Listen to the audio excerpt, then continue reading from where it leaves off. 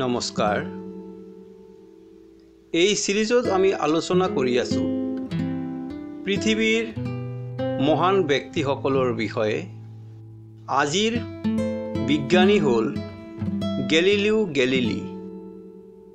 আহক ভিডিঅ'টো আৰম্ভ কৰোঁ। সেয়া আছিল 350 বছৰৰো আগৰ কথা। ইটালী দেশৰ পিসা নগৰৰ এক সম্ভ্ৰান্ত বংশত জন্ম হৈছিল গেলিলিও গেলিলিৰ। তেওঁৰ পিতাক আছিল অংকশাস্ত্ৰৰ পণ্ডিত। তদুপৰি শিল্প, সংগীত আদি নানা বিদ্যাতো তেওঁৰ দখল আছিল। কিন্তু তেওঁৰ সংসাৰত টকা পইচাৰ অভাৱ আছিল। সেয়ে তেওঁ ভাবিছিল পুতেক গেলিলিওৱে চিকিৎসা বিদ্যা শিকিব। কিন্তু বাল্যকালৰে পৰাই গেলিলিওৰ মনোযোগ আছিল অন্য দিশত। ডাক্তৰী পুথিপাজি পঢ়াতকৈ তেওঁ কলকবজা লৰাচৰা কৰিয়েই বেছি ভাল পাইছিল।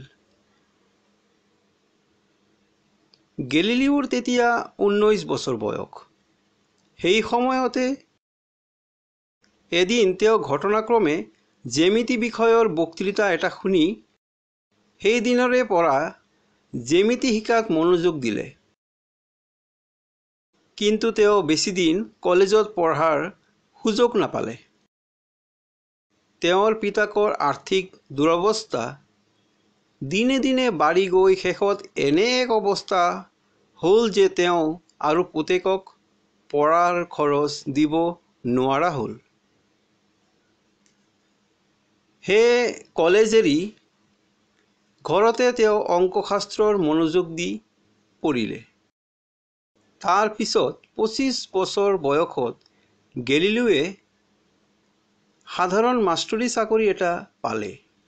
সেই চাকৰিৰ 16 টকীয়া মাহিলী বেতনেৰে তেওঁ পিতাকৰ অভাৱী ঘৰখনক কিছু সকাহ দিবলৈ ধৰিলে। কিন্তু তেওঁৰ এই চাকৰিটোও বেছি দিনলৈ নিটিকিলে। কিয় নিটিকিল সেয়া এক আচৰিত কাহিনী। সেই সময়ত সাধাৰণ মানুহৰ মনত এনে এক ধাৰণা আছিল যে বস্তু এটা যিমানেই বেছি গধুৰ বা ওজন থকা হয় তাক শূন্যত এৰি দিলে সি সিমানেই বেগেৰে আহি মাটিত পৰিব। এই কথা আনকি পণ্ডিত সমাজেও বিশ্বাস কৰিছিল। কিন্তু গেলিলিওৰ মনে এই কথা সহজতে বিশ্বাস কৰিবলৈ টান পাইছিল।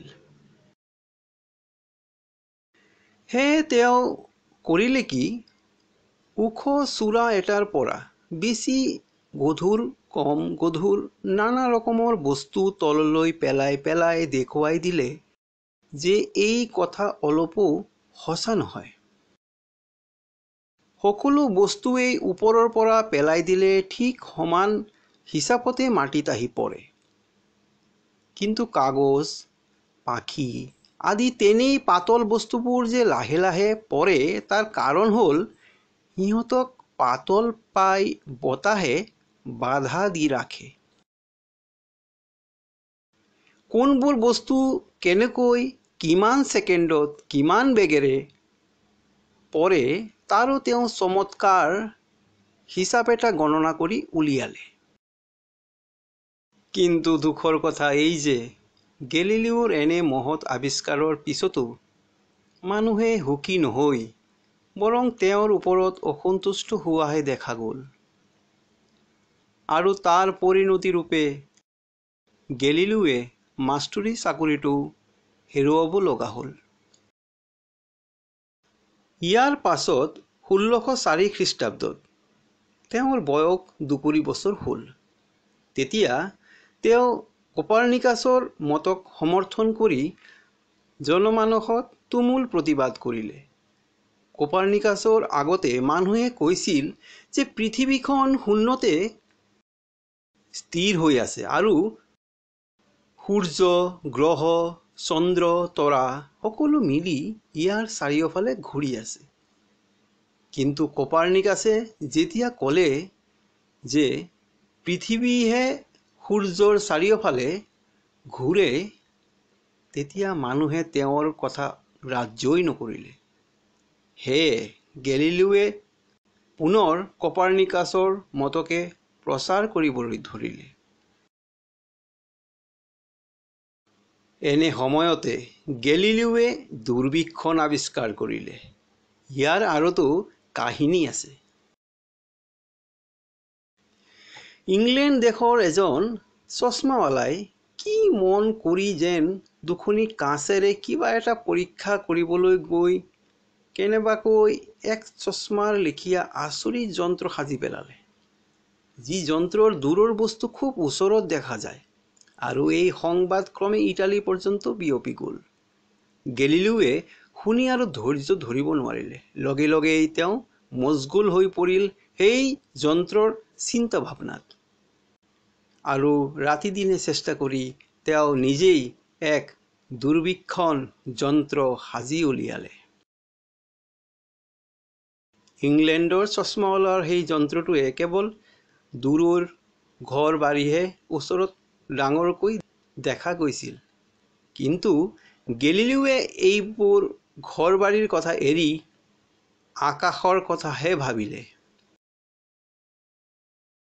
দূৰবীক্ষণেৰে আকাশৰ চমৎকাৰ দেখি তেওঁ যে কি আনন্দ পালে তাক ভাষাৰে প্ৰকাশ কৰা নাযায়।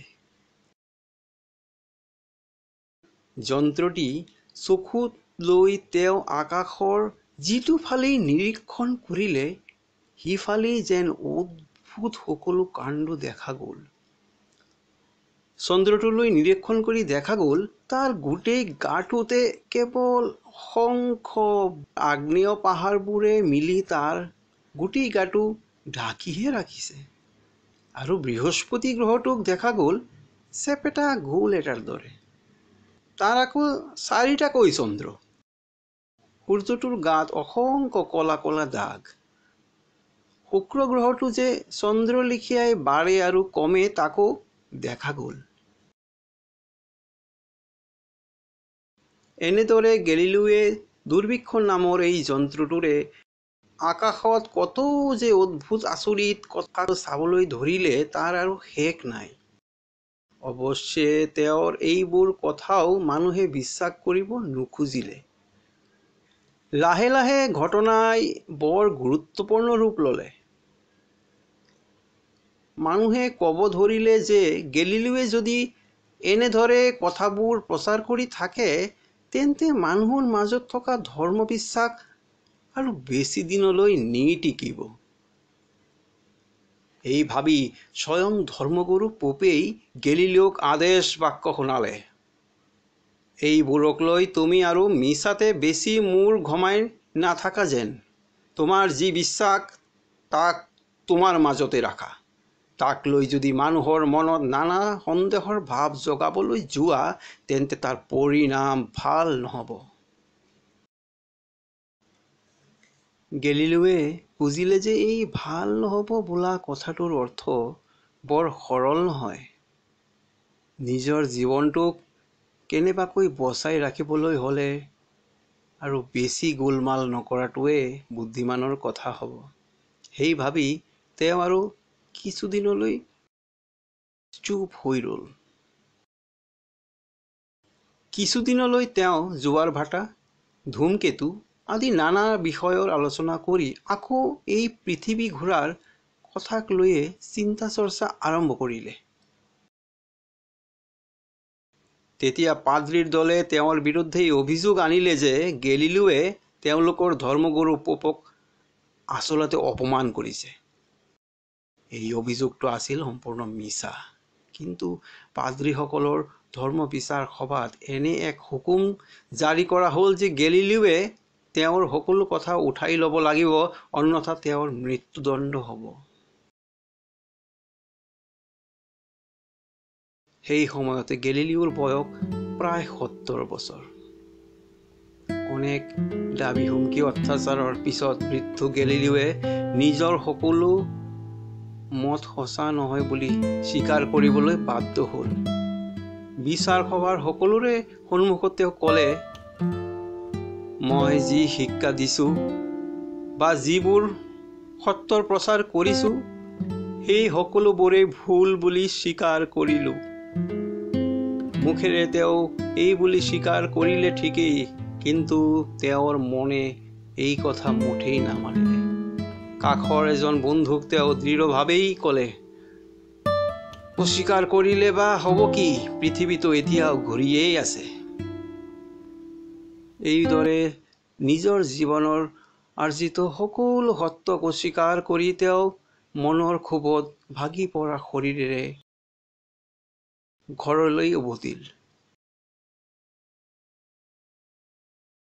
তাৰ পিছত তেওঁ যি কেইবছৰ জীয়াই থাকিলে, কেৱল জীয়াই থকাৰ বাহিৰে তেওঁ কোনো যুক্তি তৰ্ক নকৰিলে। নিজেই জীৱনজোৰা সাধনা কৰি যি সত্যৰ আৱিষ্কাৰ কৰিলে, তাকো তেওঁ মুকলি মনেৰে প্ৰচাৰ কৰিব নোৱাৰিলে। এই দুখৰ বোজা লৈয়েই তেওঁৰ জীৱন নিঃশেষ হৈ গ'ল। গেলিলিওৱে যদি জানিলেহেঁতেন যে তেওঁৰ এই শিক্ষা আৰু সত্যক আজিৰ জগতৰ মানুহে ইমান সন্মান আৰু আদৰেৰে গ্ৰহণ কৰিব, তেন্তে বোধহয় তেওঁৰ শেষ বয়সৰ বৃদ্ধ জীৱন সিমান কষ্টকৰ নহ'লহেঁতেন। আপোনালোকে যদি এই ধৰণৰ ভিডিঅ' চাবলৈ ভাল পায়, তেন্তে অমিত দ্য ষ্টৰী টেলাৰ চেনেলটোক ছাবস্ক্ৰাইব কৰিব। নমস্কাৰ।